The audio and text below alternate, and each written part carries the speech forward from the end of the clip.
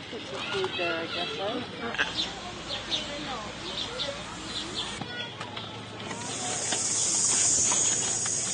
my name's Kathy Toivanen. I'm co-chair of Halton Presbytery, and I'm in ministry with the people of Erin Mills United Church in Mississauga.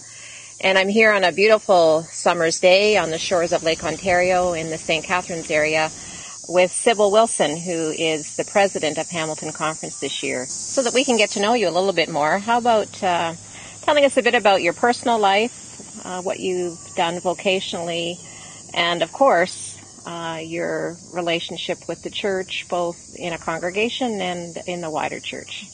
I came to St. Catharines to join the faculty at Brock University a long time ago.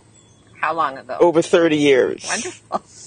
I ended up in a United Church because I just wanted a church that I could walk to. So it's right in your neighborhood? Right in my neighborhood, downtown St. Catharines. It's both a new and an old church. New in that it's an amalgamated congregation since 2008, but old in that it's an amalgamation of 3 churches, that each of which was more than 100 years old. So you're part of a congregation that's gone through significant transformation. I would think that would give you some helpful experience as you take on this role of president of conference, given that so many of our congregations are in transition and our church is in transition. People, I think, look upon the church, and rightly so, given its name, as a sanctuary. And if they are coming to a sanctuary, what are they coming for? They're coming for calm. They're coming for peace. The last thing they want is change. Because change is happening all around them. They have change in their workplace. They have change in their families as their children grow up and move on. And they look to the church as a place of stability and sanctuary. And so dealing with transition is a very difficult thing. It's difficult. I'm sure it's very difficult for the church leaders, as it is difficult for the members. But we live in a time of change, and transition is a state of being, and it won't go away.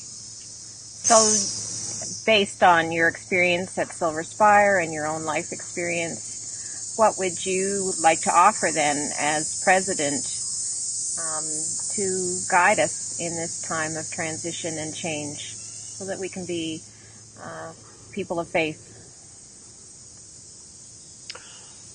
Without having the theological training and background that ordained ministers have, and speaking as a layperson, I think I would answer that question by saying the only sure thing that we can lean into is what I say in my theme: let the Spirit lead.